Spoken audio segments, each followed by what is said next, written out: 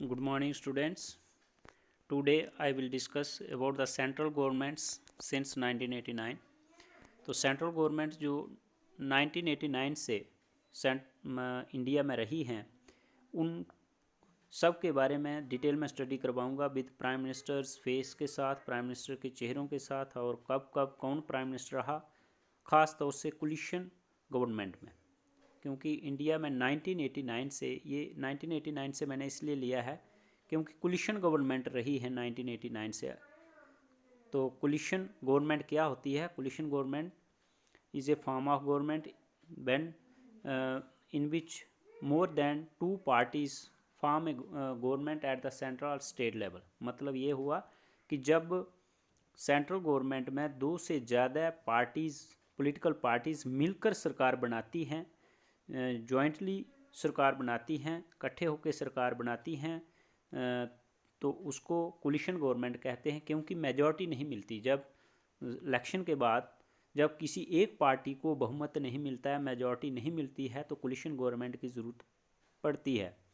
तो इंडिया में ये कोलिशन गवर्नमेंट जो है सेंट्रल गवर्नमेंट में, ख़ास तौर से सेंट्रल लेवल की गवर्नमेंट जो बनी है उसकी बात अभी हम करेंगे। जो पार्लियामेंट या लोकसभा की जो इलेक्शन होती है और उसके बाद जो सरकार बनती है 1989 के बाद, उसी को डिस्कस करेंगे।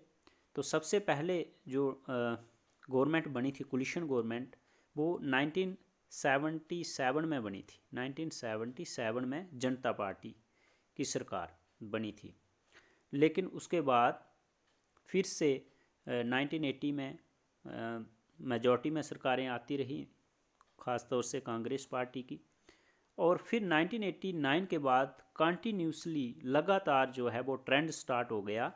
और ये चैप्टर जो है Indian politics recent trends and developments का ये चैप्टर है, उसी के रिलेटेड है। तो let us start in detail. तो सबसे पहले जो सरकार बनी थी वो बनी नेशनल फ्रंट गवर्नमेंट दिसंबर 1989 में। ये 9th जनरल इलेक्शन जब इंडिया में हुई और नवंबर 1990 तक चली, और इसको सपोर्ट किया गया था लेफ़्ट फ्रंट द्वारा, सीपीआई और सीपीआईएम। सीपीआई और सीपीएम दो पार्टी और बीजेपी ने मिलकर इसको सपोर्ट किया था, नेशनल फ्रंट को। और इसके जो प्राइम मिनिस्टर थे वो थे बीपी सिंह। जो तो बीपी सिंह इसके प्राइम मिनिस्टर बने थे। और उसके बाद फिर नेशनल फ्रंट के ही इसको जब इसकी सपोर्ट वापस ले ली गई, क्योंकि जब कोलिशन गवर्नमेंट में यही खतरा रहता है कि पूरे जो 5 साल के जो पूरा पीरियड होता है, स्टेबिलिटी नहीं होती है पॉलिटिक्स में। क्योंकि कोई भी जो सपोर्ट कर रही पार्टीज़ होती हैं, जब वो अपना समर्थन वापस ले लेती हैं तो सरकार जो है वो गिर जाती है, तो वो सरकार ज़्यादा लंबे समय तक नहीं चलती है। तो यही इसकी जो है वो डिमेरिट्स हैं इस कोलिशन गवर्नमेंट के।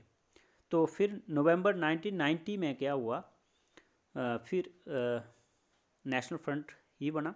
लेकिन अब प्राइम मिनिस्टर के चेहरा दूसरे थे, चंद्रशेखर जी। तो नेशनल फ्रंट की दूसरी सेक्शन है ये। समाजवादी पार्टी, जनता पार्टी और कांग्रेस पार्टी ने इसको सपोर्ट किया, क्योंकि बीजेपी ने जो पहली नेशनल फ्रंट गवर्नमेंट बनी थी वहाँ से सपोर्ट वापस ले लिया। अब दूसरे सपोर्टर आ गए इसको चलाने के लिए, और चंद्रशेखर आज़ाद को प्राइम मिनिस्टर बनाया गया। उसके बाद फिर इलेक्शन हुई, और इलेक्शन में कांग्रेस पार्टी की जीत हुई, और इसके जो प्राइम मिनिस्टर बने वो बने पीवी नरसिम्हा राव। और ये जून 1991 से लेकर मई 1996 तक प्राइम मिनिस्टर रहे, क्योंकि ये फुल मेजॉरिटी में आए थे।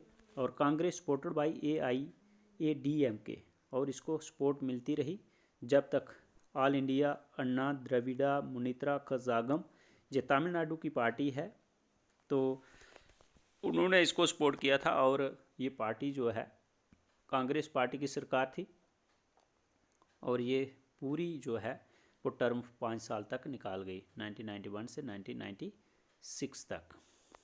फिर उसके बाद इलेक्शन हुई, 1996 में इलेक्शन हुई, और जिसमें बीजेपी जो थी जो माइनॉरिटी गवर्नमेंट लेकर आ गई। माइनॉरिटी गवर्नमेंट होती है कि जैसे टोटल सीटें जो हैं लोकसभा की 500, एक मिनट, टोटल सीट्स हैं लोकसभा की 543 सपोज, तो इसके 50% चाहिए सरकार बनाने के लिए 272 से ऊपर ज़्यादा जिसके एमपी होंगे, जिसके लोकसभा के मेंबर हो जाएंगे, वो फुल मेजॉरिटी में आ जाएगी, वो सरकार बनाएगी। 50% से ज़्यादा होनी चाहिए। तो 1996 में ये पूरे इनके पास आंकड़ा नहीं था। अटल बिहारी वाजपेयी जो प्राइम मिनिस्टर बने थे 1996 में, और जिसकी वजह से ये पूरा भी नहीं कर पाए, क्योंकि 13 दिन तक ही सरकार चली थी। 13 दिन के बाद ये सरकार जो है वो गिर गई, क्योंकि जो मेजॉरिटी नहीं साबित कर पाए लोकसभा में। तो उसके बाद क्या हुआ कि इलेक्शन तो नहीं हुई, लेकिन एक कोलिशन और बना जिसका नाम था यूनाइटेड फ्रंट।